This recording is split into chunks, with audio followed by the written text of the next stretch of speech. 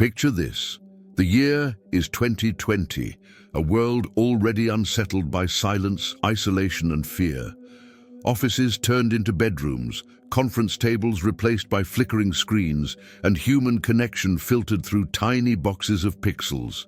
For millions, the new reality was endless video calls, mundane updates delivered in monotone voices, numbers, graphs, muted microphones. But for one man, on one morning, a routine meeting became the key to unlocking a mystery buried for 25 long years. It began as ordinary as any Tuesday could be. The sunlight cut across his desk, stripes of gold and shadow falling on papers that meant little in the grand scope of history. His laptop hummed quietly, camera light flickered, the screen waiting for faces to appear. But when it did, when the rows of names aligned and voices echoed in virtual unison, his eyes locked on a face that seemed to freeze time, a face he recognized, though he could not believe it, a face that should have been impossible to see. For a split second, memory collided with present reality. The tired features of a 30-something employee overlapped with the innocent image of a boy printed on milk cartons in the mid-90s. A boy who had vanished without a trace, swallowed by shadows, leaving only questions and grief. That boy's name had once been spoken in every neighborhood, carried in whispers on school playgrounds, taped to post office walls, etched into the hearts of a family that refused to let go. Yet here he was, alive, breathing, unaware. The meeting continued. Voices droned on, but the boss could not hear numbers, could not see charts. He saw instead the details from long ago, the freckled cheeks, the missing tooth, the faint scar that cut above the eyebrow. They were the same. Age had stretched the child into a man, but the marks of identity remained like ghosts that refused to fade. He sat there paralyzed, the weight of recognition pressing down like a storm. Could it truly be him, or had grief and memory played a cruel trick? The world outside was suffocating in lockdown, yet inside that video call, a crack opened between past and present, pulling together decades of silence and one extraordinary moment of revelation. The boss, Marcus, could no longer ignore it. What began as a simple quarterly review was transforming into the unraveling of a quarter-century-old secret. His breath slowed, his palms dampened, and in that moment everything changed. For 25 years the story had been told in fragments. A boy vanishes on an ordinary school day, his last note left on the refrigerator, his toy discovered abandoned. In an alley, volunteers comb fields, police question neighbors, leads grow cold, decades pass, hope fades, and the family carries on, shattered yet bound by the void of not knowing. That absence had become their prison. But now, staring at his screen, Marcus realized he might be seeing the impossible answer. What he saw was not a ghost, not a shadow, not a distorted memory. It was a living man speaking about sales projections, his voice calm, his posture stiff, his eyes avoiding the camera with the same shy unease teachers had once described of the missing child. Marcus knew what he was witnessing was either madness or truth. He reached instinctively for his keyboard, fingers hovering, unsure whether to capture the image or close the laptop and pretend nothing had happened. The decision itself felt dangerous, as though pressing the wrong key might destroy lives. He glanced again. The scar, the eyes, the birthmark half hidden under the faint stubble. Each detail piled upon the next, until denial crumbled. He whispered aloud, though no one could hear him. "It's him." In that instant, the past came flooding back. June 1995. A day forever scorched into memory. The posters, the candlelight, Vigils, the endless news segments, a boy's face haunting grocery aisles and community boards, the whispered rumors of vans seen idling near schools, the heartbreak etched into his parents' faces every time the cameras turned toward them. All of it had lived as unsolved history, and now here it was, staring directly at him through a webcam in the middle of a pandemic, the rest of the meeting blurred. Numbers meant nothing. Colleagues asked questions, voices echoed through speakers, but Marcus remained trapped in the collision of past and present. He scribbled notes not about revenue, but about the angles of a jawline, the slight slump of shoulders, the timbre of a voice that sounded too familiar. Each second confirmed what his gut already screamed. The missing child had not died, he had lived, he had grown. He had been hidden, and now, through the chance of a global crisis and the lens of a video call, the truth had slipped into view. Picture him after the meeting, hands hovering above the keyboard as if touching a live wire. The cursor blinked, patient and merciless. He could end it with one click, shut the laptop, erase the moment, pretend nothing had happened, or he could step into the corridor between two eras and follow where memory led. He chose the corridor. He pressed screenshot. Once, twice, 17 times, as the face shifted, as the light crossed, as the unguarded angles appeared and vanished like signals in fog. He opened a folder and named it with shaking pragmatism. Archive? Inside, faces paused, mid-sentence stared back, the same brow, the same crescent above the right eye. The years had done their sculpting, but the old outlines still thrummed beneath. He leaned closer until his breath fogged the glass. A stubble shadow deepened. The birthmark lived there, faint, undeniable. He felt the past uncoil. Back on the desktop, another window woke. A social page. Grey with age-progressed images someone had kept updating out of stubborn hope. He scrolled. There it was, the computer's guess of a grown face built from the last school portrait. Not proof, but a compass. He toggled between the guess and the captured frames from the meeting, letting them flicker like a handmade flipbook. Chin, eyes, scar. He could feel the alignment click into place, a quiet lock engaging inside his chest. Outside his window, the neighborhood held its breath, the hum of distant sirens, the wind's thin thread through empty branches, the muffled thud of someone dropping groceries at a door and retreating. Inside, the room smelled of stale coffee and printer heat. His pulse counted seconds, the wall clock forgot to. He typed the name he had not allowed himself to say in years. Letters came slowly, as if the keyboard were a ritual instrument. The page that answered felt like opening an attic trunk. Old articles, old pleas, an old phone number that likely rang into a void.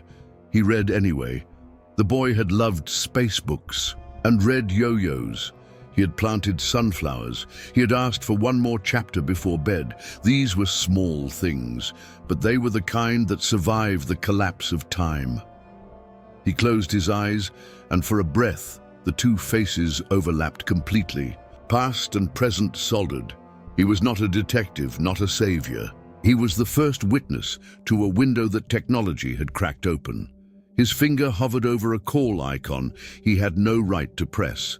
Instead, he copied links, saved photos, opened a blank document, and wrote what memory still held. Dates, sidewalks, a rumor about a van. The taste of summer air turning metallic when sirens began. He looked again at the captured face. The man in the meeting had spoken about churn models and regional metrics in a careful cadence that felt practiced, like someone stepping across a creek on stones memorized long ago. Avoid the camera. Keep the head angled. Smile without teeth. Stay small. Survive. The performance was itself a map. Every dodge suggested a border.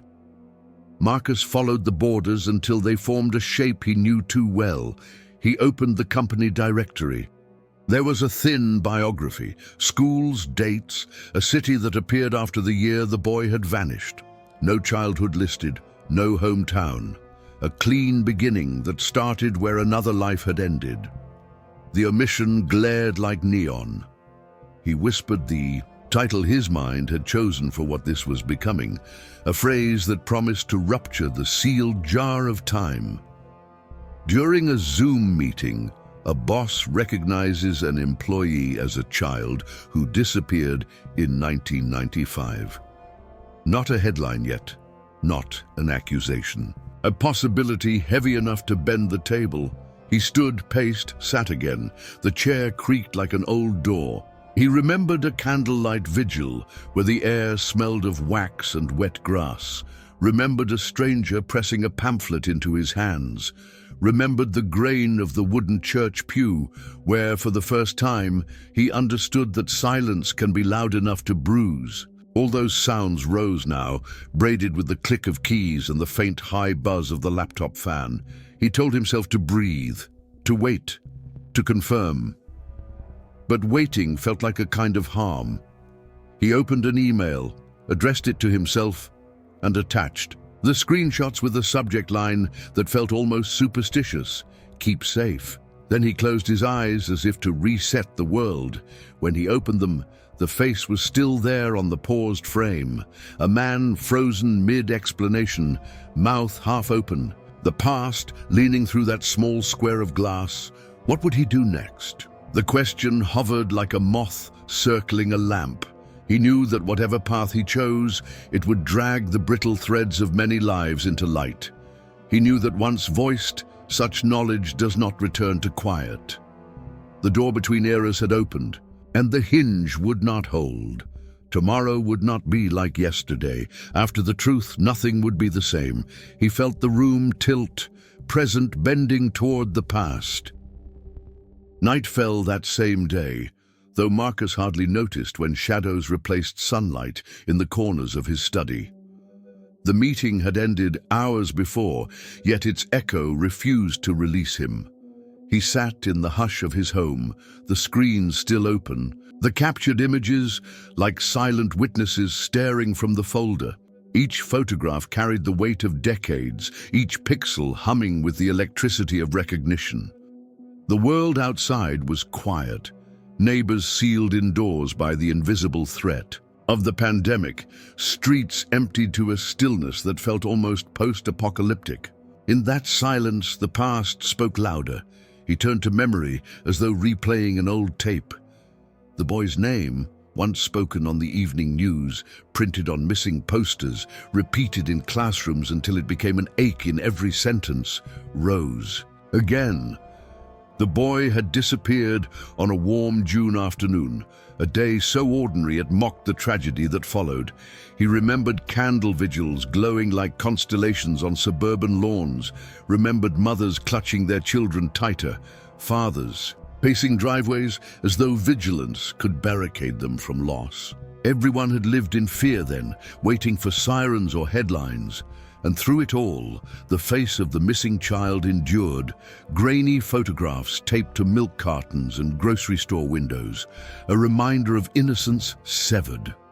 Marcus leaned forward, elbows on knees, staring at the man on his screen. It wasn't only resemblance, it was rhythm. The way the man hesitated before speaking, the way he held his shoulders tight as though braced for impact. These were not just traits of adulthood.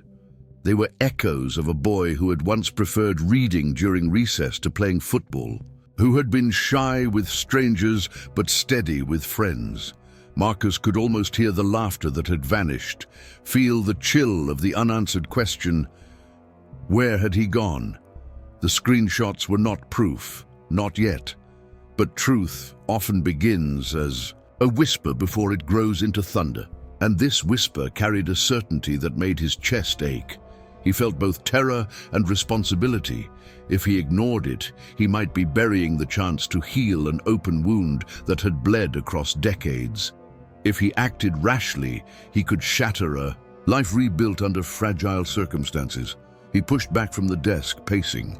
The wooden floor groaned under his weight. The air smelled faintly of dust and brewed coffee gone cold. He thought of the boy's parents, faceless in his memory, yet carved by grief into living statues.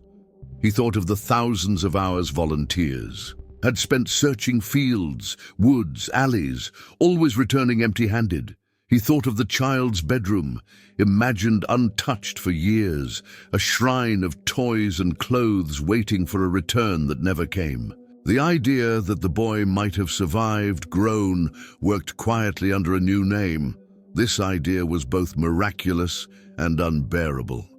He closed his eyes, summoning the last vigil he'd attended as a teenager. A priest had spoken softly, his words trembling with doubt. "Hope is a lantern," he had said. "Sometimes it burns quietly, barely a flicker, but it is still flame." Marcus felt that flame surge now, searing his throat, making it impossible to swallow the possibility staring him in the face. The room felt smaller, walls pressing in. He returned to the screen, enlarging the photo until the pixels blurred. There, in the grain of digital distortion, he saw the same gap-toothed smile, only time had filled the tooth. He saw the scar like a signature. He saw the eyes, not identical to memory, but shaped by it, eyes that had learned to hide. In the middle of isolation, while the world battled an invisible virus, Marcus confronted a different contagion, the persistence of truth. Some things refuse to vanish, no matter how. Long buried, technology, chance, and one unguarded moment had peeled back a layer of reality, revealing the impossible. He whispered again, softer this time, almost a prayer. "It's him." He knew the revelation was not the end. It was the beginning. The next steps would demand courage he wasn't sure he had, but one certainty pressed against his chest. This was not coincidence. This was discovery. The thread of a story that had unraveled in 1995 had reappeared, dangling in front of him across 25 years of silence. And once you see a thread like that, you cannot look away. You pull, you follow, and you learn what lies at the other end. The night deepened. The city outside seemed to vanish into stillness, while in Marcus's study the weight of history grew. What had been a simple Tuesday morning had transformed into the prelude of something vast and haunting. He felt it in his bones. Tomorrow, lives would change, secrets long hidden would surface, and the name of the boy lost in 1995 would no longer belong to silence. His name was Ethan Cole. He was 9 years and 4 months old when he vanished, a boy caught between the glow of childhood wonder and the restless pull of curiosity. Ethan had hair the color of sunlit chestnut, a mess of strands that refused to stay combed, no matter how carefully his mother tried. His eyes were a clear hazel, flecked with amber, the kind of eyes that shifted from green to gold, depending on the light. He carried a crescent-shaped scar just above his left eyebrow, the result of a tumble from his blue BMX bike when he was 7, and on his right forearm, faint but visible if you looked closely, a birthmark shaped like a teardrop. On the morning of his disappearance, Ethan wore a striped t-shirt in blue and white, his favorite, because it reminded him of the astronaut. Uniforms he admired in library books. Over that, he had a faded denim jacket with a missing button and shorts torn at the knees from countless afternoons of playground adventures. His sneakers were red, with soles that lit up when he ran. Though the left shoe flickered only half the time, something he insisted made them special. In his backpack, he carried 2 essentials: a worn paperback of The Hobbit, a gift from his father, and his collection of trading cards wrapped carefully in rubber bands. Ethan was not just another child lost to statistics. He was vibrant, restless, filled with an imagination that seemed too large for the small Midwestern town where he lived. His dream was simple, yet enormous. He wanted to touch the stars. Every night, he pressed glow-in-the-dark constellations onto his ceiling, arranging them exactly as he saw in books. He told his mother almost nightly, "One day I'll leave Earth and wave back at you from the moon." He was the boy who preferred building paper rockets to watching cartoons, who lined his baseball cards as if they were satellites orbiting a planet. Yet, for all his brilliance, he was shy, especially in crowds. Teachers described him as polite, thoughtful, but often lost in daydreams. He was the kind of child who bit his nails when nervous, who lowered his gaze when strangers spoke, who sought comfort in routine. His best friend, Tommy, lived just 3 houses down, and together they invented elaborate games, astronauts on missions, detectives solving imaginary crimes, superheroes defending their street corner from invisible villains. Ethan often took the role of the thinker, drawing maps, keeping score, narrating adventures with surprising gravitas for his age. The Cole family was modest but warm. His father, Daniel, worked double shifts at the local auto plant, returning home with grease-stained hands and weary shoulders. His mother, Laura, taught 3rd grade at the elementary school Ethan attended. She carried the gentle patience of a teacher, though grief had left faint shadows in her eyes. 3 years earlier, they had lost Ethan's younger sister, Emily, to pneumonia. That loss turned Ethan into the center of their universe. Their last child, their reason to wake each morning, despite the weight of sorrow pressing against their lives. The house they lived in stood on Maplewood Lane, a 2-story structure with peeling white paint, and a yard where Ethan had planted sunflower seeds. The previous summer, his room, painted sky blue, carried the smell of books and crayons. On his nightstand sat a battered alarm clock shaped like Mickey Mouse, its bells chipped but still reliable, ringing every school morning at precisely 6:30. Posters of planets and rockets covered his walls, while action figures, superheroes, astronauts, ninjas stood guard on the dresser. His desk was cluttered with notebooks filled with sketches of solar systems and spaceships, alongside math worksheets marked with neat handwriting. Small details of home made Ethan who he was. The sound of his mother's old radio in the kitchen, playing soft country songs while she packed his lunch. The smell of bacon mixed with the sweetness of orange juice that greeted him most mornings. The way his father's footsteps on the stairs announced the rare mornings he wasn't working overtime. And Ethan's own ritual, slipping his lucky red yo-yo into his pocket before leaving for school, convinced it brought him courage in difficult moments. That morning, June 13th, 1995, began like any other. At 6:30, the Mickey Mouse alarm rang, a shrill reminder that the day had begun. By 6:35, his mother opened the door, finding him already sitting up, rubbing his eyes, hair sticking in every direction. He showered for exactly 7 minutes, singing quietly under his breath, a habit of humming the theme from Star Wars. At 6:50, he padded downstairs barefoot, greeted by the smell of pancakes and syrup. He ate quickly, pouring extra syrup when his mother looked away, washing it down with cold milk. By 7:15, his father kissed him on the head and ruffled his hair before heading to work with his lunchbox in hand.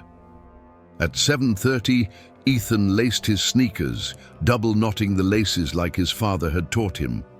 His mother called from the kitchen, reminding him not to forget the science project he had worked on for weeks, a solar system diorama built from painted styrofoam balls suspended by string. He promised she could bring it later, waving with a gap-toothed grin.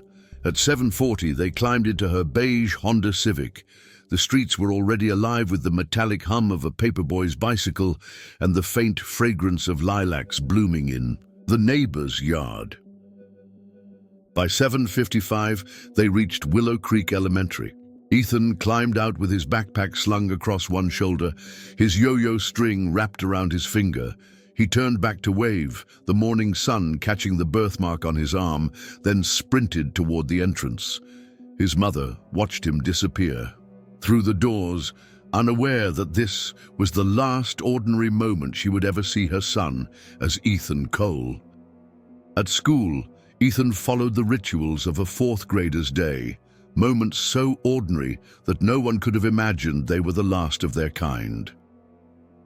At 8:05, he joined his class in the homeroom, dropping into his desk with the familiar creak of wood against the floor. He greeted his teacher, Mrs. Patterson, with a shy nod, pulling out his pencil and the small notebook where he kept both his spelling words and secret sketches of rockets. She smiled, reminding him of the science project, and he promised again that his mother would bring it at recess. At 8:30, the class began math drills. Ethan wrote carefully, numbers forming with deliberate precision. He raised his hand only once to confirm an answer. 7 multiplied by 8 equals 56. Mrs. Patterson praised his focus, and his cheeks flushed with the glow of recognition. At 9:15 came reading time, his favorite part of the morning. While others whispered or doodled, Ethan immersed himself in The Hobbit, tracing each sentence with his finger, lips moving as if he were whispering to the page. When the bell rang at 10:30 for recess, he lingered an extra few seconds before slipping the book into his bag, reluctant to let the story rest. The playground was alive with clattering voices, sneakers pounding across asphalt, and the sharp squeak of swings cutting through the air. Ethan found Tommy, his best friend, by the rusted seesaws. They played marbles on the dusty ground, Ethan's red shooter marble flashing in the sun. Laughter rose and fell, broken only by Ethan's sudden glance toward the entrance of the yard. He thought he saw a man waiting beyond the fence, but dismissed it quickly, just a passerby perhaps. At 10:47, a photograph was taken by the school's photography club, capturing a chess group in the foreground. In the blurry background, Ethan's smile flickered, yo-yo in hand, the last photograph ever recorded of him as a child. Lunch followed at 12:15. Ethan unwrapped the peanut butter and jelly sandwich his mother had packed, biting into it while trading half his apple with Tommy for a cookie. He drank grape juice from a small box, his straw bent awkwardly from careless fingers. He laughed at Jeremy, another boy at the table, who made faces while chewing carrots. It was such an ordinary lunch, so profoundly uneventful, that its memory later would feel cruel. How could the world have seemed so steady, so safe, when disaster was already drawing near? By 1 p.m., Ethan returned to class, participating in history lessons, tracing maps with his ruler, though his gaze often drifted to the window where clouds marched across a pale sky. At 2:30, Mrs. Patterson handed back homework assignments, and Ethan stuffed his paper carelessly into his bag, eager for the bell. He whispered to Tommy that they would walk together after school, stop at Tommy's house for a snack before heading home. Tommy agreed. They planned nothing extraordinary, just another afternoon of games and jokes. At 2:47, the dismissal bell rang. Students surged through hallways, backpacks bouncing, voices echoing. Ethan was seen on the grainy school security camera at 2:51, heading toward the east exit. At 2:52, another figure appeared in the same frame, blurred and indistinct. By 2:53, both were gone, swallowed by the corner of the building where the camera's eye failed to reach. At home, time moved differently. At 3:05, Tommy waited on his porch, glancing down the street for Ethan. Minutes stretched. By 3:30, he assumed plans had changed. By 3:45, he had wandered inside. At 4 Ethan's mother, Laura, expected her son at the door. By 4:15, unease prickled her chest. At 4:30, she stood by the window, watching the street grow long with shadows. The Cole household, usually warmed by the smell of dinner beginning to simmer and the faint hum of a radio, shifted into silence. Laura searched each room as if Ethan might be hiding behind curtains, under the bed, in the closet. She found only his absence, and the half-finished diorama of planets resting on the kitchen table, styrofoam spheres suspended in frozen orbits. By 4:40 she was outside, calling his name down Maplewood Lane, her voice carried on the wind, unanswered. At Ulvescu, she phoned Tommy's house, and his mother's calm reply shattered the fragile balance. Ethan had never arrived. Panic set in like ice. By 5:10, she was dialing Daniel at the auto plant, her voice breaking, "Something's wrong." He left immediately, hands trembling as he drove home, headlights cutting through the early dusk. By 5:30, the neighborhood was alive with calls, neighbors stepping onto porches, faces lined with concern. At 5:43, Officer Mitchell arrived, his notepad ready, his eyes already tight with worry. The first questions were simple. Last time seen, what he wore, where he might have gone. Laura answered in broken fragments. Daniel clenched his fists, staring down the street as though sheer willpower could summon his son from the shadows. What had begun as a day painted with routine had collapsed into chaos. The boy who dreamed of the stars had stepped into the unknown, and the world around him would never again feel safe. By the time the sun dipped beneath the rooftops of Maplewood Lane, the Cole family's world had been torn open. Yet to understand the depth of that rupture, one must look closer at the intimate fabric of their lives, the ordinary rituals that had once formed their safety net. Ethan's disappearance was not just the loss of a child, it was the unraveling of a household already scarred by grief and the extinguishing of the fragile hope that had kept them moving forward. Laura Cole was the anchor of that family, though. She carried a sorrow no anchor should. She'd been a teacher for nearly a decade, and her students adored her patience, her gentle way of explaining fractions or spelling words.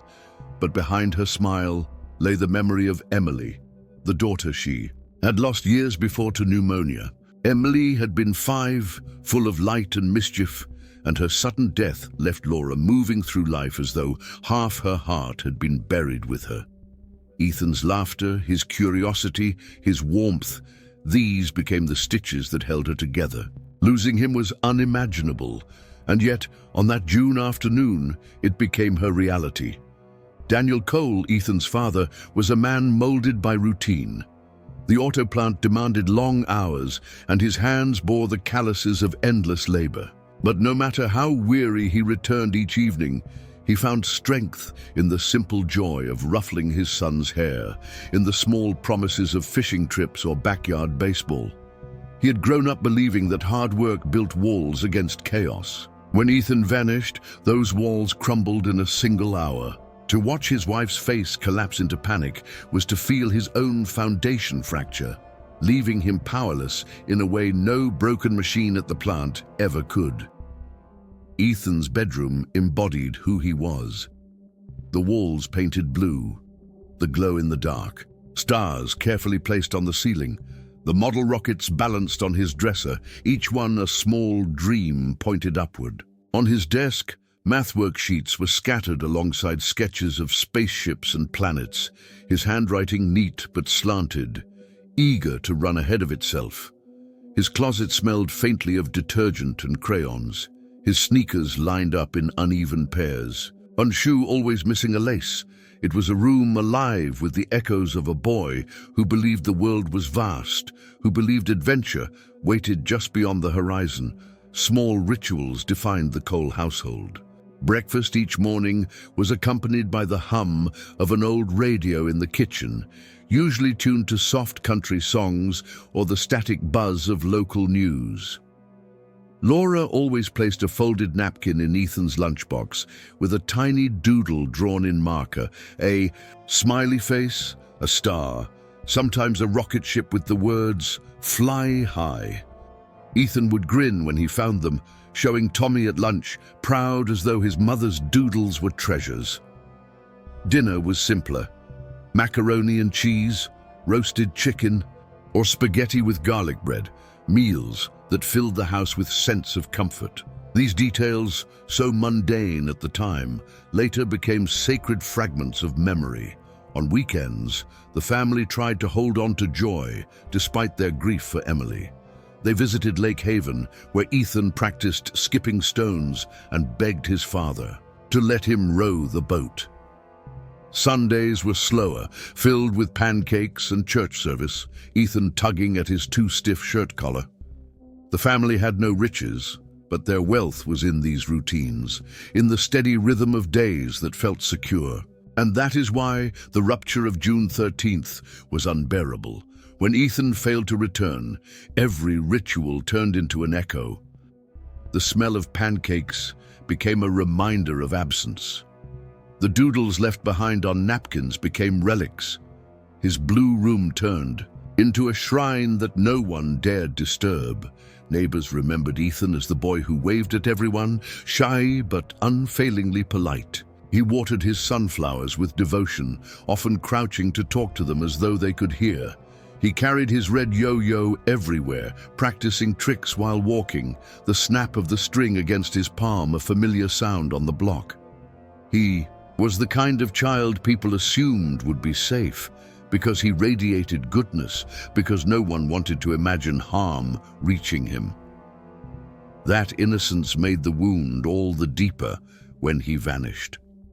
The final minutes of his known life replayed endlessly. In his parents' minds, the wave at the school door, the promise about the science project, the smile with the gap-toothed grin, those were the images they clung to, etched sharper with each year that followed. They did not know yet that their son's face would one day reappear in the unlikeliest of places, on a screen during a pandemic years after hope had faded. For now, all they knew was the hollow ache of waiting, the gnawing silence of a chair left empty at dinner. What had been ordinary became unthinkable. What had been routine became tragedy. And for Laura and Daniel Cole, the disappearance of their only surviving child was not just the loss of a boy, it was the theft of their world, the dismantling of the fragile structure that had carried them through grief once before. This time, the weight was heavier, the silence louder, and the hope more desperate. June 13th, 1995. The day carried the kind of brightness that made everything feel deceptively safe. The temperature hovered at 78 degrees, the air thick with the fragrance of lilacs spilling over from Mrs. Henderson's garden. School. Buses hissed as they released their brakes, their yellow frames gleaming under a cloudless sky. The metallic sound of a paperboy's bicycle drifted in from a nearby street, a rhythm that blended with the laughter of children racing toward freedom at the sound of the dismissal bell. It was the kind of afternoon where nothing evil seemed impossible, and perhaps that was the cruelest detail of all. At 2:47 p.m., the bell rang inside Willow Creek Elementary. Backpacks swung onto small shoulders, sneakers squeaked against linoleum, and the hallways filled with a flood of chatter. Ethan Cole moved with the tide of students, his striped t-shirt and red sneakers a blur among dozens of others. He clutched his backpack loosely, his yo-yo wound tight around two fingers, as though even in the rush of dismissal, he needed its familiar weight. At 2:51, the analog security camera above the east exit recorded him stepping into sunlight. The tape, later reviewed again and again until the film itself wore thin, showed Ethan pausing briefly to adjust his backpack. Behind him, children spilled outward in clusters, shouting goodbyes, waving at teachers. He glanced once toward the playground, then began walking alone toward the side gate, where he usually cut through to meet Tommy. At 2:52, another figure entered the camera's frame. The image was grainy, blurred by the limits of 1990s surveillance. Technology, a tall adult, indistinct in features, stood at the edge of the view. Ethan turned his head toward the figure. His face lit briefly in what could have been recognition, or simply the reflex of a polite child acknowledging an adult. At 2:53, both figures slipped out of the frame. That was the last recorded image of Ethan Cole. By 3:05, Tommy Peterson sat, waiting on his porch, watching for his friend. He later told investigators that he assumed Ethan had gone back for his science project or had been delayed by a teacher. By 3:20, he grew restless, bouncing a ball against the steps. At 3:45, with no sign of Ethan, he shrugged and went inside, never imagining that his friend's absence marked the beginning of a nightmare. Other witnesses added fragments to the story. Margaret Cooper, 67 years old, lived 2 blocks from the school. At 3:15, she noticed a dark van idling near the corner of Oak Street and 3rd Avenue. The driver, she recalled, wore a red baseball cap, his gaze fixed on the school's direction. She remembered frowning at the sight, muttering to herself that the vehicle didn't belong to anyone on their block. When asked later, she admitted she thought about writing down the license plate but dismissed the idea. A different account came from Harold Finch, a retired postal worker and avid birdwatcher. At 2:54 in his handwritten journal, he described watching a boy with a backpack climb voluntarily into a dark vehicle. Driver offered something, looked like candy or toy, his entry read. Boy smiled, stepped inside. Vehicle turned east. Finch, unaware of the significance, tucked his journal away. He wouldn't connect the moment to Ethan until days later, when the missing flyers appeared. The first physical clue appeared hours afterward. At 6:22 p.m., a homeless man known as Carl Red Thompson found a red yo-yo abandoned in an alley behind Murphy's liquor store, 3 blocks from the school. He pocketed it absent-mindedly, only realizing its importance when he saw the word yo-yo listed on a flyer 2 days later. By then, crucial hours had already been lost. The atmosphere of that day is etched into memory, not only through testimony, but through sensation. The warmth of the afternoon clung to the skin. The smell of gasoline lingered near the curb where buses idled, mingling with the sweet aroma of lilacs.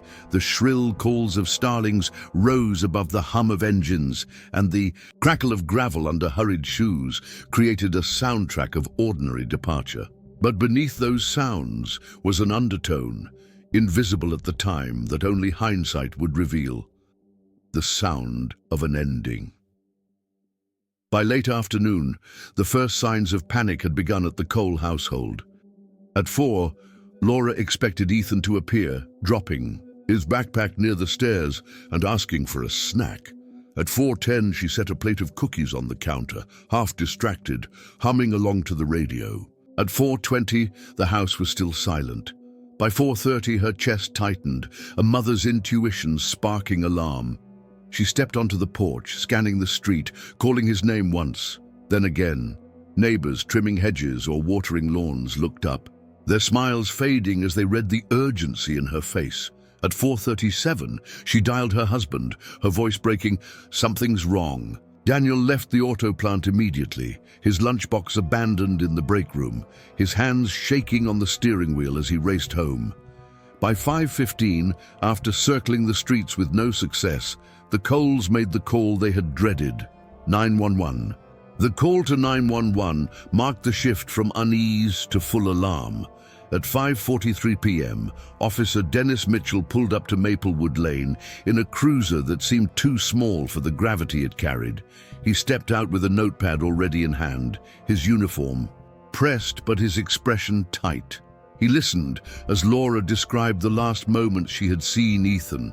The wave at the school entrance, the promise about the science project, the red sneakers flashing as he ran inside. Her voice cracked under the weight of memory, her hands twisting in the hem of her blouse. Daniel, his face pale, repeated the time he left the auto plant, how his son had not been home when he arrived.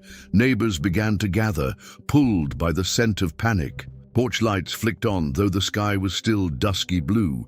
A few offered reassurances. Maybe Ethan was at a friend's house, maybe he had lost track of time, but their words sounded thin, paper covering fire. Mitchell began canvassing the block, asking questions with a calm that belied the urgency in his pen. Did anyone see him leave school? Did anyone notice a vehicle parked nearby? The fragments surfaced, the van, the red cap, the indistinct figure. By 6 p.m., Laura was trembling, her voice hoarse from calling her son's name into the thickening evening air. She clutched Ethan's diorama of planets, still waiting on the kitchen table, as if the painted styrofoam might anchor her to him. Daniel paced the yard in widening circles, his boots grinding gravel, each turn more frantic than the last. The ordinary hum of Maplewood Lane, dogs barking, lawnmowers whirring, faded as silence spread across the neighborhood. It was the silence of people listening, waiting for a sound that never came. At 6:22, the yo-yo changed hands. Carl Red Thompson, rummaging through alleys for cans and bottles, spotted it lying beside a dumpster. Its string was frayed, its red plastic scuffed, but still gleaming faintly in the fading light. He pocketed it without a second thought, muttering about luck. He would not know until days later that he was holding the last toy Ethan had touched. Meanwhile, testimonies multiplied. Jeremy Clark, a classmate, told his parents at dinner that he had seen Ethan walking toward the east exit, alone. He remembered because Ethan had promised to show him a new yo-yo trick the next day. Another student recalled a man leaning against the chain-link fence, handing out baseball cards, though he couldn't describe the face. These voices formed a chorus of uncertainty, each note adding to the haunting melody of what-ifs. The weather turned subtly as the evening deepened. Clouds gathered from the west, their underbellies glowing orange from the setting sun. The air thickened with the smell of rain approaching, a dampness clinging to skin and fabric. Birds fell silent, replaced by the distant growl of thunder. It was as though the sky itself sensed the wrongness, preparing to wash the day clean but too late, to erase its damage. By 7, volunteers were already fanning out. Neighbors who had once shared casual greetings now carried flashlights and walked shoulder to shoulder through yards and alleys. At 7:15, Ethan's name rang through the air, shouted in desperate rhythms that echoed against empty garages and fences. Ethan! Called again and again, the name losing its warmth, turning into a plea.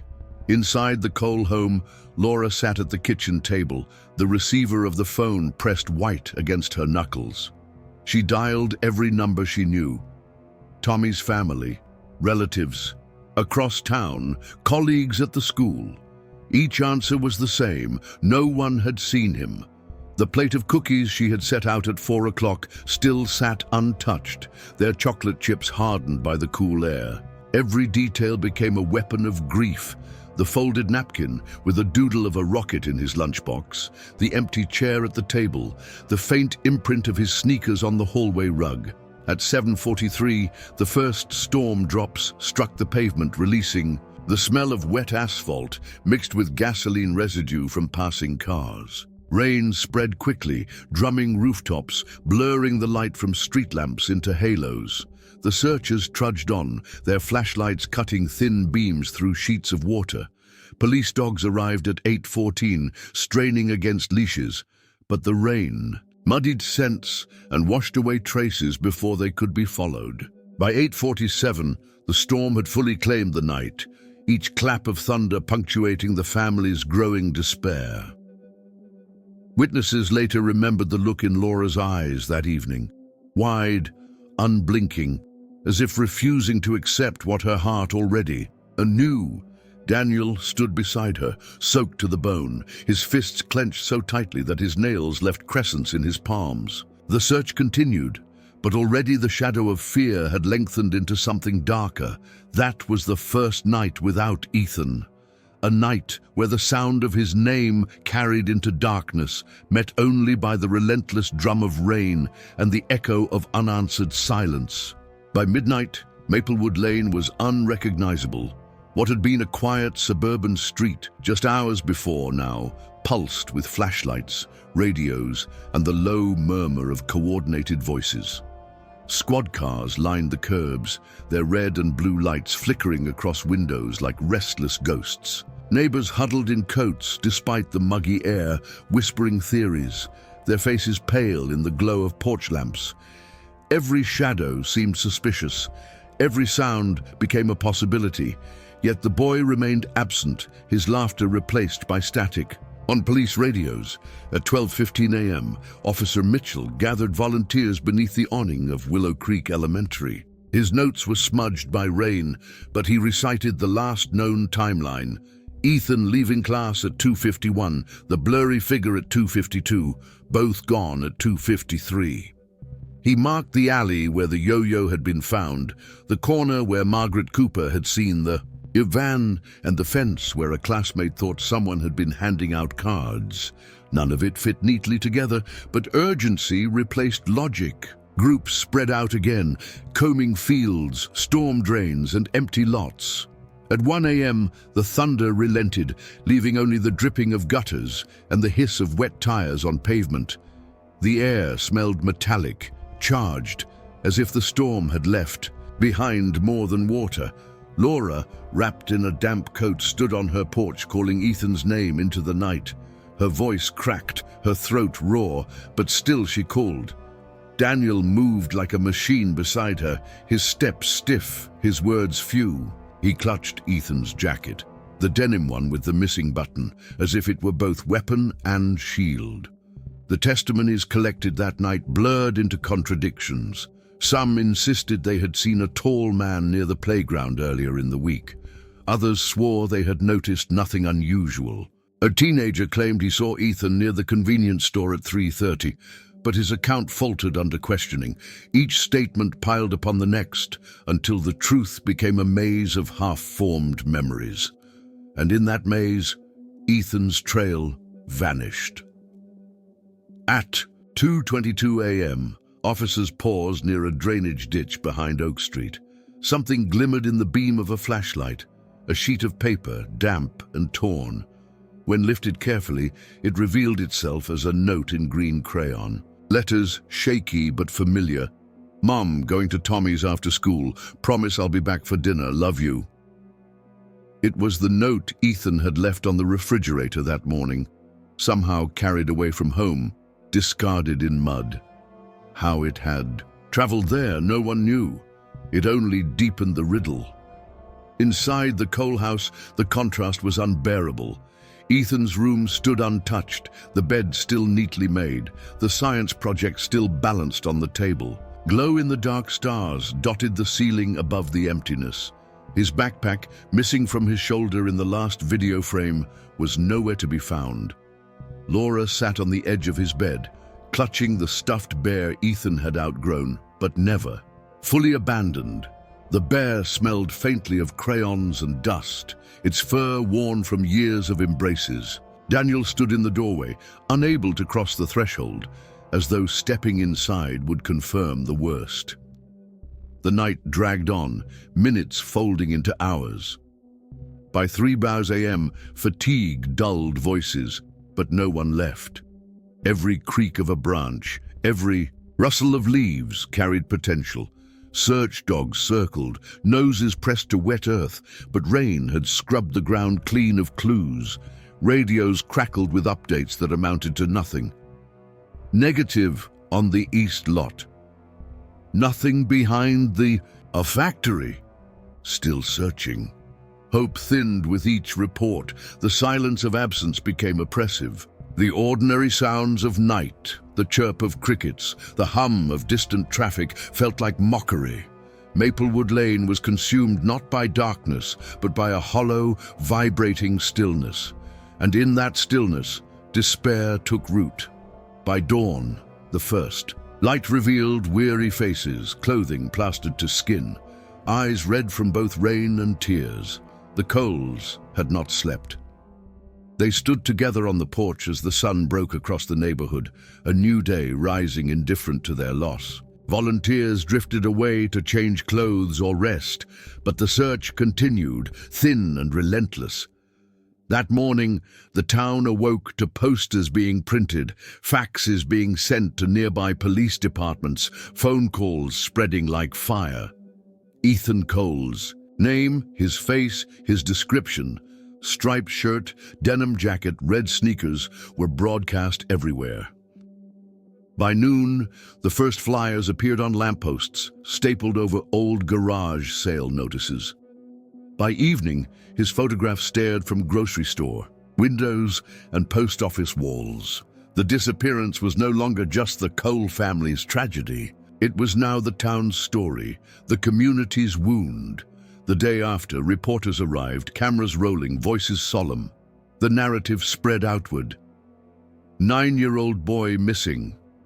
Last seen leaving school. Possible abduction.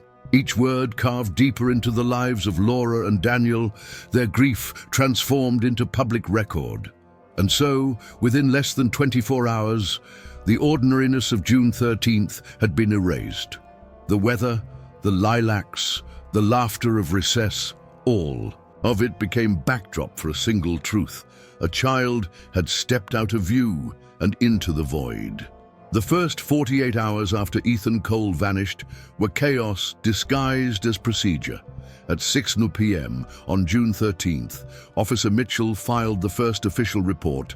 Male child, 9 years, last seen exiting east door of Willow Creek Elementary, wearing striped shirt, denim jacket, red sneakers. The paper was handwritten, later typed by a secretary on an aging typewriter. Even at this earliest stage, errors crept in. The report listed his jacket as navy rather than denim, his sneakers as white instead of red. Small mistakes, but they would echo later, muddling witnesses and confusing searchers. By 6:45 p.m., Detective James Rowland, a 23-year veteran of the Lansing Police Department, was assigned to lead the case. Rowland knew the first 2 days determined everything. Statistics showed if a child was not found within 48 hours, the chance of recovery plummeted.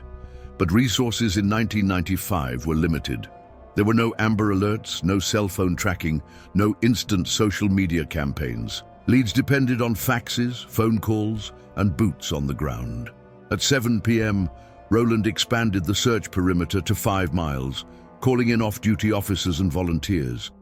Maps were pinned to bulletin boards in the station, pushpins marking alleys, fields, and rivers. Without GPS, coordination was guesswork. Radios crackled with half-clear updates, static erasing crucial words. 2 teams searched the same block twice, while another block went unchecked until the following morning. By 8 p.m., the rain arrived, erasing footprints, scattering scent trails, turning chalk notes into smeared hieroglyphs on sidewalks. Search. Dogs, deployed an hour later, lost Ethan's trail within minutes. Their handlers cursed softly, knowing evidence was dissolving before their eyes. At 9:15 p.m., Rowland held a press briefing in front of the police station. Cameras from 2 local channels recorded him stating, "We are doing everything possible. The community's help is vital." Behind him, Ethan's school portrait was taped to the podium. Reporters asked about suspects. Rowland dodged, emphasizing that all possibilities remain open. That night, the story aired on evening news, but outside Michigan, no one yet paid attention. By 11 p.m., false leads began to surface. A gas station attendant insisted he saw a boy matching Ethan's description with a man in a red pickup. He described the man in detail: gray beard, eagle tattoo, mid-50s. The tip triggered a county-wide manhunt with 17 officers, interrogating truck owners through the night. By morning, each had airtight alibis. The witness later admitted he had been drinking before his shift, confusing Ethan with another child. 17 hours wasted. At 2 a.m., another blow landed. Rookie officer Peter Dalton transcribed Harold Finch's testimony about seeing a boy climb into a van near Oak and 3rd. In haste, Dalton wrote Oak and 33rd, an intersection that did not exist. Search teams were deployed 7 miles west, combing irrelevant streets while the real corner lay ignored for 5 crucial days. By the time the error was noticed, rain and traffic had obliterated any physical trace of the van. Morning of June 14th, flyers rolled off the station's old copier. Ethan's face, grainy but recognizable, appeared above the words, "Missing Child." Volunteers stapled them to telephone poles, taped them to grocery store doors, shoved them through mail slots. Phones at the station rang constantly, each caller offering a theory. Some swore they saw Ethan at a diner, others at a mall. Every tip was logged, but only a handful investigated. The department's manpower was stretched thin, and Rowland had to choose which whispers to chase. At 10 a.m., officers visited the school to collect security tapes. Willow Creek Elementary had only one functioning camera, recording on 6-hour VHS tapes that were reused every 2 days. By the time investigators requested them, the tape from June 13th had already been recorded over. Only the grainy footage from the day before remained, useless except for confirming Ethan's presence on June 12th. Another door closed. By noon, detectives interviewed Ethan's classmates. Children's testimonies spilled contradictions. He walked east. He walked west. He was alone. He was with a man. Some details were consistent. The red yo-yo, the scar above his eyebrow, his striped shirt. Yet the noise outweighed the clarity, and Rowland's notes became a maze of crossed-out guesses. Teachers insisted Ethan was cheerful that day, engaged in class, nothing unusual. To investigators, that meant little. At 2 p.m., suspicion turned inward. An anonymous call suggested investigators look at Daniel Cole, the father. Rumors spread. Quickly, a parent under pressure, a man with temper, maybe secrets. By 3 p.m., Daniel was subjected to questions about finances, work records, even his whereabouts the night before. He volunteered for a polygraph, which produced inconclusive results, the machine reading more grief than guilt. Still, suspicion lingered, straining the investigation further. By 6 p.m., exactly 24 hours since Ethan walked out of frame, the case was already wobbling under the weight of confusion. Leads contradicted each other, evidence dissolved in rain, and human error carved holes in the timeline. In living rooms across Lansing, Ethan's face stared from the evening news, his smile frozen above a hotline number. Hope remained, but already doubt whispered. The first day had ended, and with each misstep, the possibility of finding Ethan alive grew thinner. The second day began with exhaustion already etched into the investigation. June 14th opened with a pale grey sky and damp streets, reminders of the storm that had washed away so much. Officers returned to the Cole home at 6:30 a.m., asking the same questions in different tones. Did Ethan mention meeting anyone? Did he ever talk about strangers? Was there a relative he might have gone to see? Laura repeated her answers with a mechanical calm, her voice hollow from sleeplessness. Daniel grew short, his temper simmering at the implication that they were being treated more as suspects than parents. At 8 a.m., Detective Rowland convened a meeting at headquarters. Coffee steamed in paper cups, maps spread across the wall, pushpins marking sightings that contradicted one another. Volunteers and officers crowded into the cramped briefing room. Rowland emphasized the ticking clock. We are now 30 hours in. The first 48 are critical. His voice carried weight, but his eyes betrayed fatigue. By mid-morning, the phone lines were overwhelmed. Tips poured in. Ethan was seen at a mall food court, at a bus station, even on a farm outside the county. Each call required a log entry, yet the sheer volume made thorough investigation impossible. Clerks scribbled on notepads, handwriting blurring into illegibility. One tip logged at 10:15 a.m. described a van matching Margaret Cooper's account, parked near an abandoned warehouse. Due to backlog, it was not dispatched until 4 p.m. By then, the vehicle was gone. Meanwhile, evidence handling showed cracks. At 11 a.m., officers collected Ethan's clothing from the laundry basket in his room to compare fibers with the yo-yo. The items were sealed in plastic bags, yet someone mislabeled the evidence tags, transposing case numbers. When the lab opened the bags 2 days later, the mix-up required hours of clarification before testing could even begin. Those hours mattered, though no one could measure how much. Witness statements also faltered under pressure. At noon, 12-year-old Bobby Miller swore he had seen Ethan near the corner store around 3:30 on the day of disappearance. Detectives questioned him for over an hour, pressing details. Later, his mother admitted Bobby had been at home the entire afternoon. He had invented the story for attention, leaving investigators to waste precious time chasing a phantom lead. By 2 p.m., the atmosphere in the Cole household was suffocating. Laura sat in Ethan's room, refusing to leave the blue-painted walls and the glow-in-the-dark stars that no longer offered comfort. Reporters gathered on the lawn. Cameras pointed at the windows. Headlines began to form. Boy missing after school. Police struggled to find leads. Daniel, overwhelmed, confronted one cameraman, shouting for them to leave, his grief broadcast on the evening news as though it were evidence of guilt. That afternoon, suspicion fell again on Timothy Jacobs, the school janitor. A student claimed to have seen Ethan talking to him near the east exit. When police searched Jacobs' locker, they found a baseball card, Ken Griffey Jr., 1989 Upper Deck, allegedly belonging to Ethan. The discovery spread quickly through the ranks, the first tangible link in the case. Jacobs was arrested at 3:45 p.m., interrogated for 18 hours without an attorney. He swore the card had been a gift from Ethan after Jacobs helped retrieve his basketball from the roof. 3 other students confirmed the story, but only days later. In the meantime, Jacobs' reputation was shredded, his face splashed across. The news as a potential predator. The wasted effort came at a heavy cost. While detectives funneled resources into Jacobs, real leads went stale. Finch's birdwatcher testimony, already corrupted by the Oak and 33rd typo, languished in a file.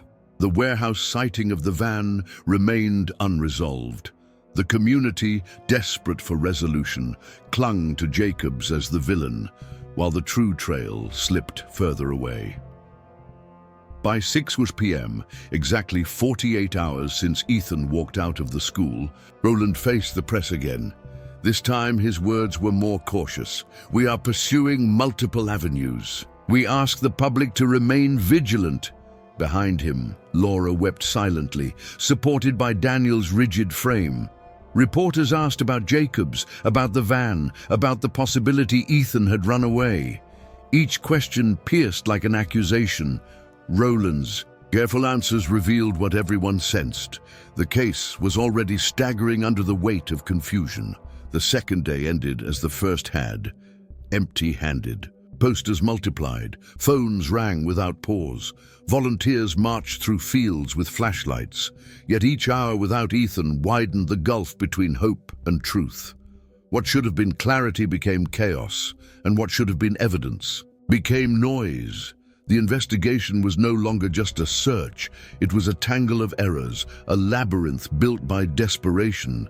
And somewhere within that labyrinth, the boy was still missing, his trail fading faster with every mistake. By the morning of June 15th, the investigation had already begun to show the cracks of exhaustion and misdirection. Officers who had slept only in shifts returned to their posts with bloodshot eyes, their uniforms wrinkled, their voices hoarse, from repeating the same questions. The Cole family watched from behind curtains as strangers combed their neighborhood, the house no longer their sanctuary, but the epicenter of a spreading storm. Every creak of a floorboard, every knock at the door carried with it the cruel hope that Ethan would step inside. At 9 a.m., detectives pursued a new lead. A caller claimed to have spotted a boy resembling Ethan at a McDonald's 40 miles away. A team was dispatched, only to discover a child with a similar haircut eating fries with his parents. By 11:30, another report came from a bus station, describing a boy boarding with a man in a red cap. Investigators rushed, only to find the bus had already departed. They phoned ahead to intercept, but the child in question was identified quickly as someone else. Each false lead drained resources and morale, while the real trail grew colder by the hour. At 2 p.m., the department doubled back to Jacobs, the janitor. Though 3 students had corroborated his story, suspicion lingered. Reporters amplified the rumor, painting him as the likely culprit.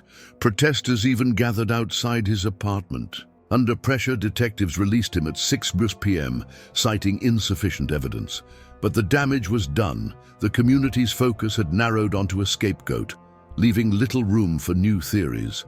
Jacobs packed his belongings 2 months later and left town, his life permanently scarred by an accusation that would never be erased. Meanwhile, the evidence pile grew confusing rather than clear. The yo-yo, belatedly identified, was tested for fingerprints. Rain and handling had degraded any residue, leaving nothing usable. Fibers found on the string were sent to the state lab, but processing times stretched into weeks. The note, written in green crayon, recovered near the drainage ditch, provided no leads beyond confirming what Laura already knew. It was her son's handwriting. Instead of clarity, each artifact deepened the sense of helplessness. Technology, or the lack of it, became the investigation's invisible adversary. VHS cameras had already taped over the crucial moments. Toll booths kept paper logs that were incomplete and already discarded by the time police asked. Phone records were maintained manually, requiring weeks to retrieve. DNA testing, though possible, was prohibitively slow and costly, and the budget for the department allowed only a handful of samples each year. Every missed opportunity felt like a door closing, locking the truth behind it forever. By June 20th, the case turned inward again. An anonymous tip alleged that Daniel Cole had been seen acting strangely near Lake Haven the day after Ethan disappeared. The source of the tip was never confirmed, but it pulled investigators toward the grieving father once more. Daniel agreed to 2 polygraph tests, but his grief clouded the results, yielding inconclusive readings. For nearly a week, officers shadowed him, questioned co-workers, and even dug shallow pits in the Cole backyard. The community watched in horror as suspicion fell squarely on a man already hollowed by loss. When nothing was found, the investigation limped back to square one, but trust had been fractured. The days turned into weeks. Flyers yellowed on telephone poles, their edges curling in the summer heat. Volunteers dwindled, returning to work, their lives unable to remain frozen in grief. By July, media coverage had thinned, reporters chasing fresher tragedies. For the Coles, silence became the loudest presence in their home. Ethan's room remained untouched, each toy and book a museum. Exhibit of a life interrupted, Detective Rowland filed his year-end report in December.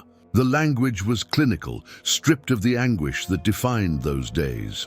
No viable new leads. Case remains active, but without dedicated resource allocation. It was the bureaucratic way of saying what everyone already knew. The trail had gone cold. The investigation's errors became its legacy, the mistyped street name that wasted 5 crucial days. The false suspect who absorbed weeks of focus, the contradictory witness accounts logged but never reconciled, the tapes erased before anyone asked for them. Together, these failures stitched a tragic truth. Not only had Ethan disappeared, but so had the chances of finding him. For the Cole family, those 48 hours stretched into years. Hope became a ritual, pain became routine. And for the town, the case of Ethan Cole shifted from immediate crisis to haunting folklore, spoken about in lowered voices, with phrases like, "the boy who vanished," replacing his name. The first chapter of the investigation had ended, not with resolution, but with silence. And silence, once it takes hold, has a way of growing louder with every passing year. The years after Ethan Cole's disappearance settled like a fog, thick and unrelenting. The search that had once filled streets with voices and flashlights shrank into a whisper carried only by his family. For Laura and Daniel, time did not move. Forward. It only circled back to the afternoon of June 13th, 1995.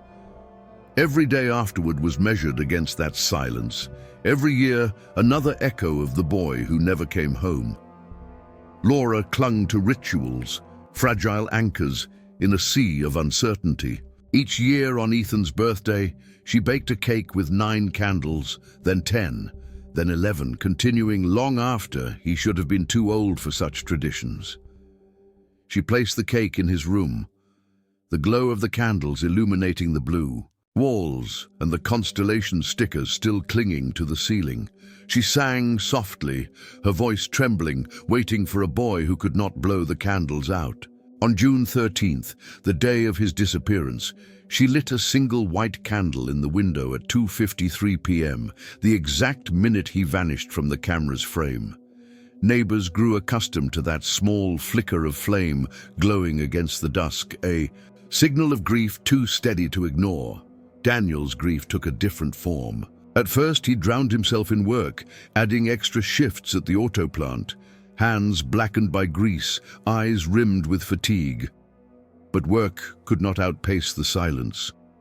By 1998, bottles began to pile in the garage, the sharp smell of whiskey clinging to the air.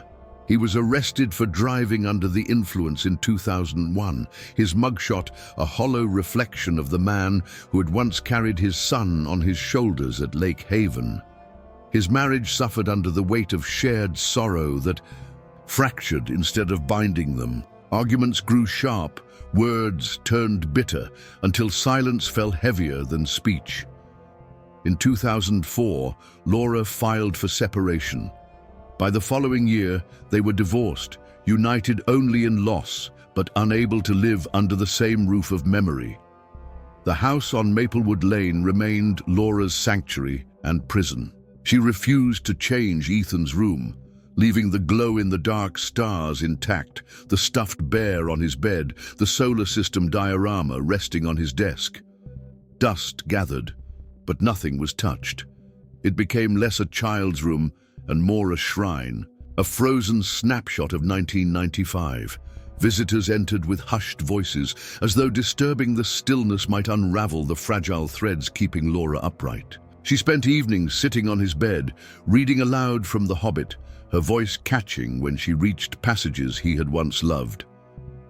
Over the years, false hope became its own form of cruelty. In 2003, a woman swore she had seen Ethan working at a diner in Indiana. The Coles drove 5 hours that same night, hearts pounding with anticipation. They found a teenager with a similar scar above his eyebrow, but he was someone else entirely. In 2007, a national television show on unsolved cases aired Ethan's story, presenting an age-progressed photo created by FBI software. Calls flooded. In sightings from Chicago, Denver, even Portland. Each one demanded investigation, each one dissolved into disappointment. One man, claiming to be Ethan, submitted himself for DNA testing. When the results came back negative, Laura collapsed in the hospital from what doctors called stress-induced cardiomyopathy, a broken heart. Private investigators promised answers in exchange for money the Coles didn't have. Laura emptied savings once, hiring an investigator who claimed to have traced Ethan to Phoenix. For months he mailed her photographs of a young man, convinced it was her son. When she finally confronted the stranger, she learned he was a runaway from another state. The investigator disappeared with her remaining funds, leaving her not only broke but more broken than before. By 2010, Laura's health began to fail. Years of stress manifested as tremors in her hands, forgetfulness in her speech. Doctors diagnosed early-onset dementia by 2015, a condition they quietly suggested had been accelerated by chronic grief. On some days, she forgot Ethan was gone and prepared dinner for him. On others, she relived his disappearance as though it had happened yesterday, collapsing under the weight of memory. Daniel found sobriety in 2012, attending meetings and rebuilding his life in small, careful steps. He lived alone in a modest apartment, walls bare except for a single frame photo of Ethan taken the summer before he vanished. He visited Laura every Sunday, bringing groceries and sitting quietly beside her. Sometimes she recognized him, sometimes she did not. But always, when the subject turned to Ethan, her eyes filled with the same ache they had carried for decades. The case file, once thick with reports, grew dusty in storage. Detective Rowland, retired by 2010, kept a copy in his basement, flipping through the pages each anniversary as though one overlooked detail might leap out. It never did. The official record called it inactive, the community called it forgotten, but for Laura and Daniel, forgetting was impossible. Silence became their companion, and hope, though fragile, never fully died. Then came 2020, the year. The world itself went silent, streets emptied by lockdowns, human contact reduced to glowing screens. It was in that silence, on an ordinary video call, that a face appeared. A face carrying a scar above the eyebrow, a birthmark on the arm, eyes that had once stared out from milk cartons and flyers. Recognition struck like lightning, and for the first time in 25 years, silence began to crack. The rediscovery of Ethan's story did not happen all at once. It began as a whisper, an uneasy thought buried in the back of Marcus Henderson's mind during that spring morning in 2020. While the rest of the world was consumed by masks, lockdowns, and case counts, Marcus was consumed by a single face. The man on his Zoom screen looked ordinary to everyone else. An analyst named Daniel Ward, quiet, reliable, even forgettable. But to Marcus, the resemblance to the missing boy from his hometown was like staring into a mirror held up by time. He tried to dismiss it, telling himself that grief and memory could distort faces, yet the scar above the eyebrow, the faint birthmark on the arm, the nervous way Daniel avoided looking into the camera, it was all too precise. That night, unable to sleep, Marcus opened his laptop and typed a name he had not spoken in decades: Ethan Cole. Search results bloomed across the screen. Old newspaper articles, yellowed photographs scanned and posted by strangers, age-progressed images that tried to guess what a 9-year-old would look like at 34. Marcus compared them to the screenshots he had taken during the meeting. The overlap was chilling. The story of Ethan Cole had faded from headlines, but online, in forgotten corners of forums and Facebook groups, his name still pulsed. A page maintained by Laura's cousin shared photographs of the boy, his schoolwork, his toys. Scrolling through it felt like time travel, and Marcus could not escape the sense that the man working for him was somehow bound to this vanished child. Technology, the very thing that had failed in 1995, now offered possibilities unimaginable then. Marcus reached out to an old college friend, now an FBI cybercrimes agent. He sent the screenshots, cautious but insistent. "Tell me I'm wrong," he wrote. Within hours, the images were run through facial recognition software. Results came back with percentages too high to ignore: 94%, 95%, 96%. Matches across multiple systems, all pointing to one conclusion: Daniel Ward was almost certainly Ethan Cole. Still, probability was not proof. The FBI agent suggested quiet steps. They obtained Daniel's employment records. His background suspiciously began in 1996 with no trace before. His social security number had been issued late, when he should already have been 10 years old. His high school transcripts listed him as a transfer with no prior schooling. Each line of his paper identity revealed gaps patched together like a hastily mended fabric. By April, circumstances offered a strange opportunity. During the pandemic, companies sent employees at-home health kits, including cheek swabs for routine screenings. With legal maneuvers few could follow, one such kit was intercepted. The sample was tested against DNA voluntarily provided years earlier by Laura and Daniel Cole. The result was undeniable. The probability of maternal relation was beyond 99.99%. The missing boy had been found, but discovery did not mean resolution. Questions multiplied. Where had Ethan been for 25 years? Who had taken him? Why had he been allowed to grow into adulthood under another name? Investigators began, retracing old files, cross-referencing forgotten leads. The mistyped report of Oaken 33rd resurfaced. The janitor once accused, the warehouse sighting, the red van. All threads now re-evaluated with modern eyes. What had been chaos in 1995 became patterns under new technology. For Laura and Daniel, the revelation came not as relief, but as a storm. Laura, living in a care facility by then, was told carefully. Some days she understood, whispering, "My boy, he's alive?" Other days, her memory fractured, leaving her waiting for a 9-year-old to walk through the door. Daniel, older, sober, steadier, reacted with a mix of rage and gratitude. Rage at the decades stolen. Gratitude that Ethan had survived at all. He sat alone in his apartment the night he received the call, staring at the single-framed photo on his wall, whispering through clenched teeth, "We found you." The world had changed since 1995, and so had the tools of justice. Where once VHS tapes blurred, now high-definition screenshots revealed scars with clarity. Where once faxes jammed, now databases cross-referenced in seconds.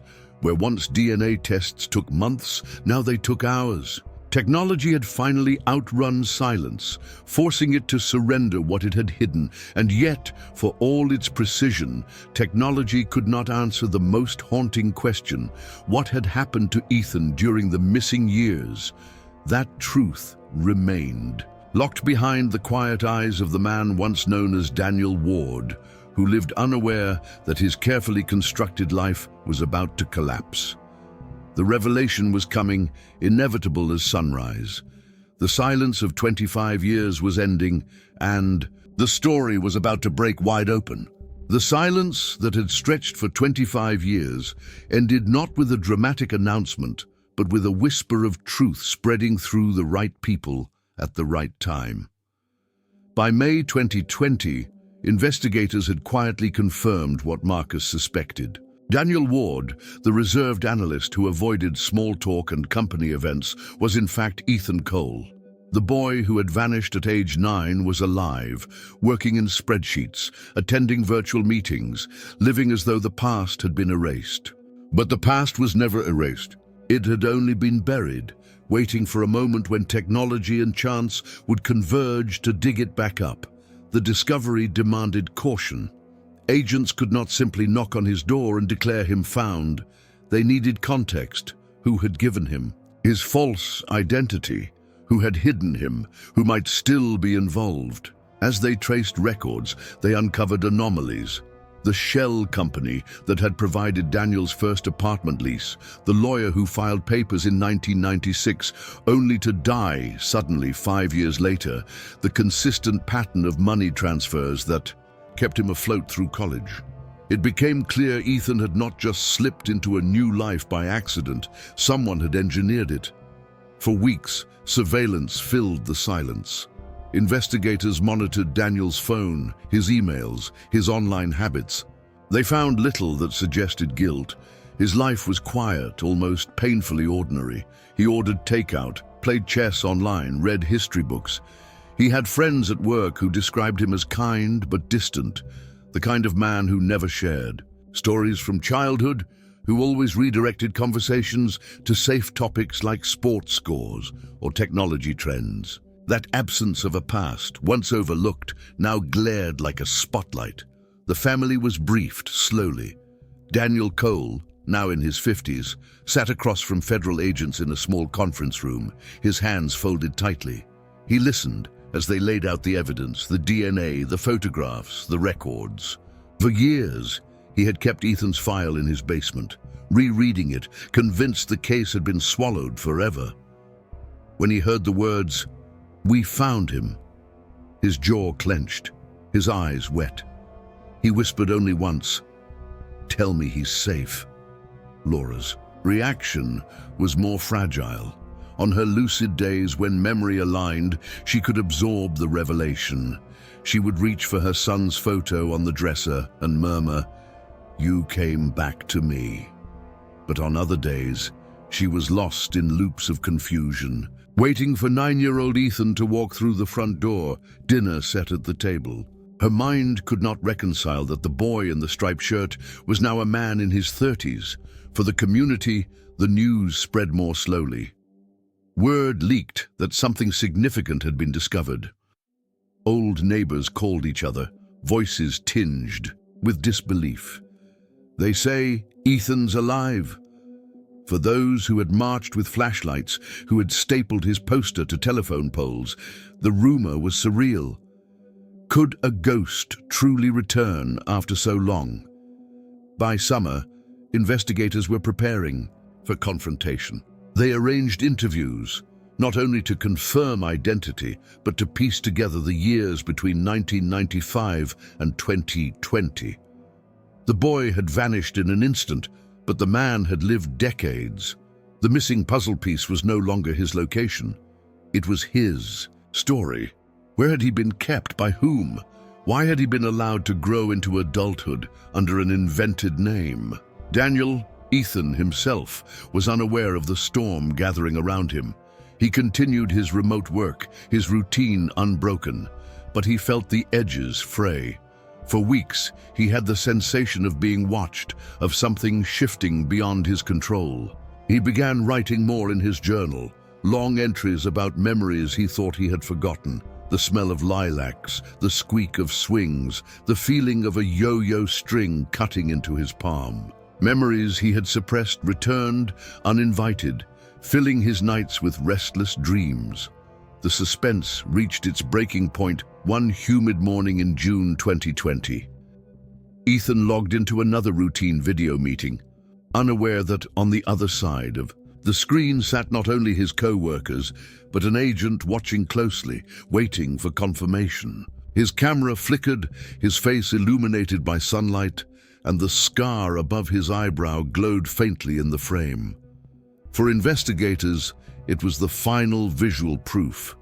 For Marcus, it was the confirmation that what he had carried alone for weeks was no hallucination. The truth had surfaced. After decades of silence, the missing boy was no longer missing. But silence rarely breaks cleanly. Behind the discovery lay questions darker than anyone wanted to face, about complicity, about the people who had orchestrated an abduction, about how a child's life could be rewritten in plain sight. And so, while the world outside hid from a virus, another hidden story began to unspool. A revelation that would not only bring Ethan back into light, but also expose the shadows that had kept him there. The silence was ending, and with it came the storm. The storm of truth arrived quietly, then detonated. On June 22, 2020, federal agents gathered outside a modest apartment complex in San Diego. They had spent weeks preparing, collecting enough evidence to ensure the arrest would hold. Inside, apartment 4B lived Daniel Ward, or rather Ethan Cole, unaware that the walls of secrecy built around his life were about to collapse. But the real target was not only Ethan's rediscovery, it was the man who had created Daniel Ward in the first place. Through surveillance, agents had traced Ethan's orbit back to a retired school custodian named Richard Hale. His name had appeared once in a footnote of the 1995 investigation, a temporary janitor working at Willow Creek Elementary during the 2 weeks surrounding Ethan's disappearance. At the time, he had slipped through unnoticed, dismissed as irrelevant. But Hale's name surfaced again in 2020, linked to the forged documents that established Daniel Ward's new identity. When agents raided Hale's house, they found more than dusty furniture and faded photographs. Hidden in a locked cabinet was a collection of files, birth certificates, school transcripts, social security cards, all fabricated. Among them was Ethan's. But worse still, there were records of at least 4 other children, names that matched unsolved missing persons, cases from the early 1990s. Hale had not acted alone. He had been part of a network, small but deliberate, of adults who believed they could reassign children into new lives, severing them from their families. The discovery of Hale's files turned suspicion into certainty, and Hale himself, cornered in his kitchen while agents rifled through drawers, did not deny it. "I gave him a life," he muttered, his voice trembling, "better than the one he had." But his words rang hollow in the presence of the files, in the face of 25 years of silence inflicted on a family. Among the seized evidence was a journal. The first entry, dated September 1995, was written in a shaky hand. "He doesn't stop crying. He still asks for his mother. I tell him his old life is gone." The entries that followed revealed the systematic dismantling of a child's identity, punishments for speaking his real name, rewards for answering to Daniel. Pages described isolation, schooling at home, the planting of false memories. It was not the record of a rescuer, it was the diary of a captor. Investigators also uncovered audio recordings stored on cassette tapes. On them, Ethan's young voice could be heard, hesitant, broken. "Can I call home, please, just once?" Hale's voice answered coldly, "You don't have a home anymore?" The tapes, decades old, carried static, but the words were clear, enough to freeze the agents listening. These were no longer just suspicions. They were confessions etched in Hale's own hand and voice. When the evidence was laid before Ethan, now an adult, he sat in stunned silence. For years, he had avoided confronting the fragments of memory he carried, the basement room, the endless drills of reciting his new name, the punishments when he resisted. Seeing the journal confirmed what he had once doubted. He had not imagined it.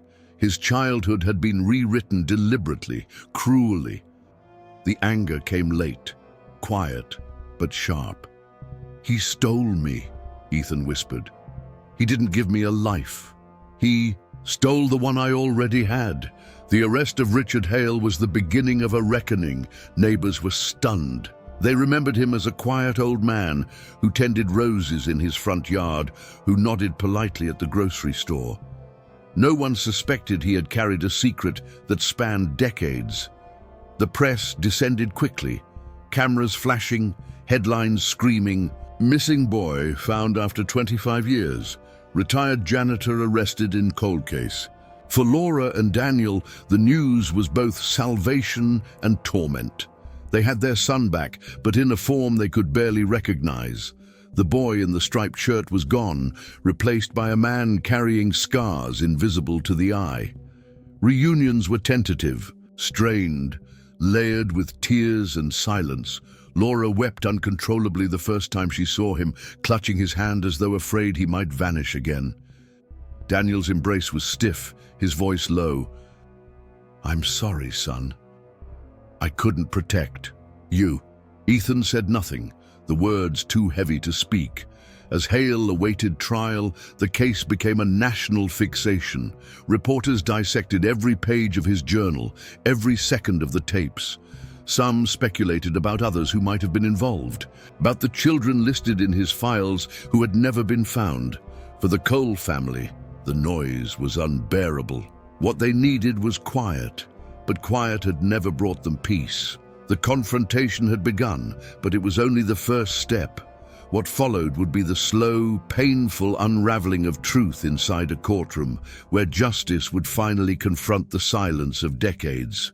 The trial of Richard Hale began in November 2021, more than a year after Ethan's rediscovery. By then, the story had grown beyond the borders of Michigan or California. It had become a national fixation.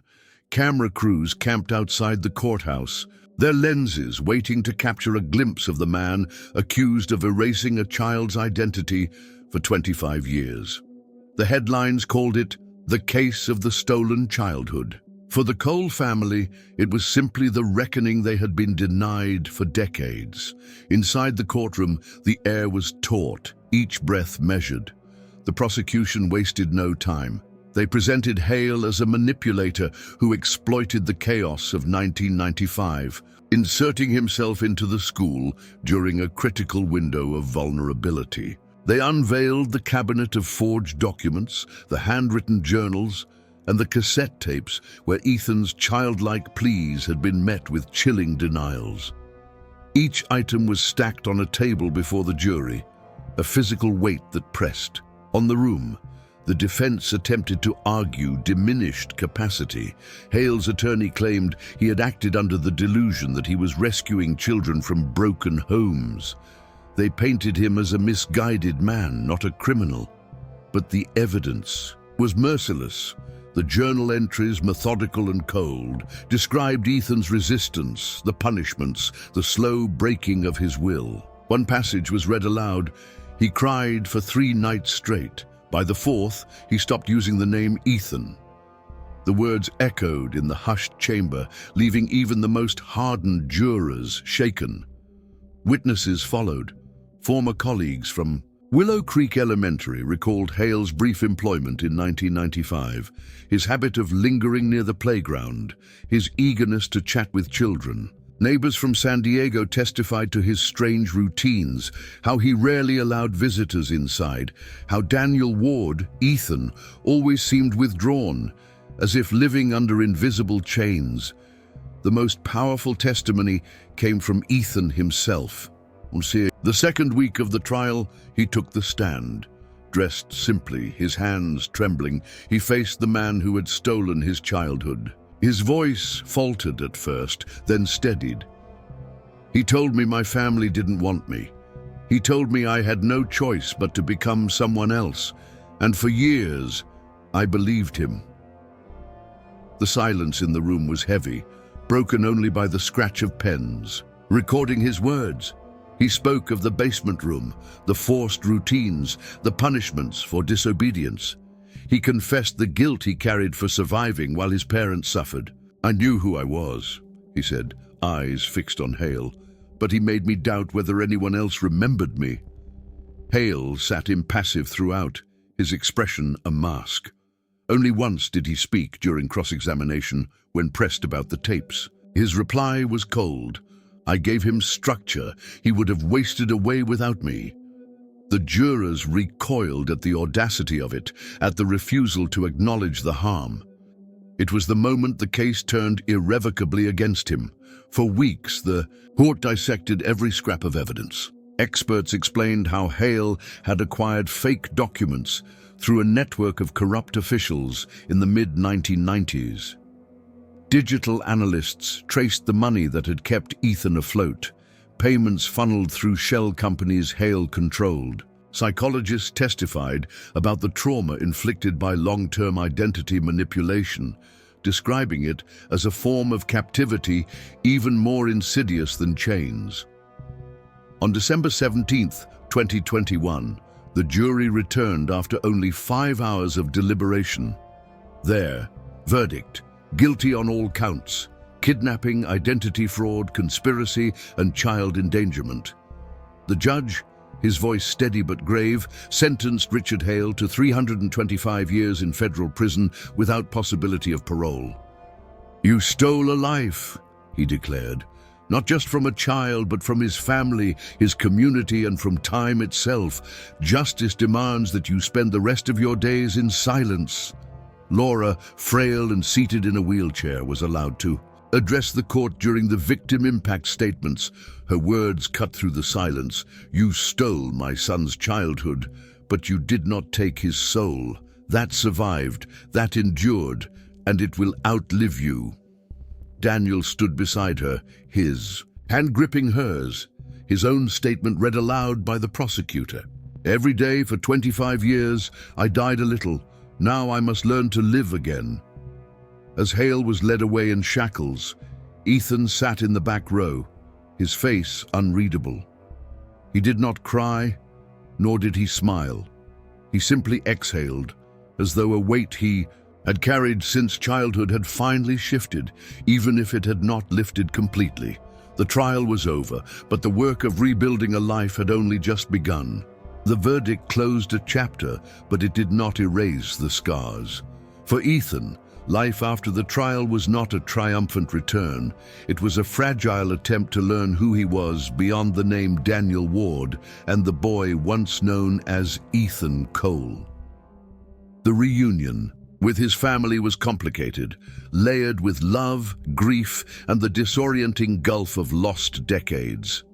When Ethan first visited Laura at her care facility, she did not recognize him. She smiled faintly, calling him a kind young man, before drifting into silence. Minutes later, a flicker passed through her eyes. She reached for his hand, whispering, "Ethan?" He nodded, tears slipping down his face. "Yes, Mom. I'm here." For her, the moment came and went, like sunlight breaking through clouds. Bright, brief, unforgettable. For him, it was a lifeline he had feared he would never hold again. Daniel, his father, struggled differently. Their first embrace was stiff, both men unsure how to bridge the gulf between them. Daniel apologized over and over. "I should have protected you. I should have found you." Ethan shook his head. "It wasn't your fault." In time, their conversations deepened. They talked about fishing trips they had once planned, about the sound of the paperboy's bike that morning, about how both of them had survived in their own ways. Their bond was fragile, but it was real, rebuilt not on memories of the past, but on a mutual will to endure the present. Reintegration was not seamless. Ethan carried habits shaped by captivity, hesitation when asked personal questions, unease in crowded rooms, difficulty trusting laughter that felt too free. He attended therapy, where he spoke of the years in silence, the rules he had been forced to obey, the identity drilled into him until even he doubted his own memories. "I lived as someone else," he said. "Now I have to learn how to live as myself." Some days he introduced himself as Daniel, other days as Ethan. Both names belonged to him, and both carried pain. The community faced its own reckoning. Neighbors who had stapled posters to telephone poles welcomed him cautiously, unsure how to treat the man before them. Old classmates, now grown with families of their own, wrote letters recalling the boy who had once read The Hobbit at recess, the boy who planted sunflowers in his yard. For them, the return was bittersweet, joy shadowed by the realization that innocence, once lost, could never be fully restored. In quiet moments, Ethan returned to his childhood room, preserved all those years by his mother. The glow in the dark stars still clung to the ceiling. The stuffed bear still sat on the bed. He lay there once, staring upward, whispering lines from The Hobbit the way he had as a child. The room smelled faintly of dust and detergent, yet beneath it lingered the ghost of pancakes, crayons, and summer air. "I'm home," he said softly, though he knew home would never mean quite the same thing again. The epilogue of this story is not neat. Trauma does not resolve like a courtroom drama, nor does healing follow the rhythm of verdicts and headlines. For Ethan, survival was victory, but survival carried its own weight. For Laura and Daniel, the return of their son was a miracle woven with grief. They had been robbed of birthdays, of graduations, of laughter echoing through their home. Those years would never be given back, yet they chose to honor what remained. On June 13th, 2022, 1 year after Hale's sentencing, the Coles held a small gathering at their old house on Maplewood Lane. 47 neighbors who had once searched the streets in 1995 returned, candles in hand. At 2:53 p.m., the exact minute Ethan vanished from the school camera, they lit the flames together. But this time, the candles were not only for mourning, they were for survival, for the improbable reunion of a family fractured but not destroyed. As the light flickered in the window, Ethan stood between his parents. Laura's frail hand rested On his arm, Daniel's eyes fixed on the flame. For the first time in decades, silence felt different. It was no longer an enemy. It was peace. The story of Ethan Cole is not only about disappearance, but about the endurance of hope. It is about the failures of a system, the cruelty of one man, and the resilience of a child who grew into an adult despite it all. Most of all, it is about the truth that surfaced when chance, technology, and memory finally converged. Some ghosts return not to haunt, but to rest. And on that summer evening, as the candles burned in the window of the Cole home, one ghost finally did.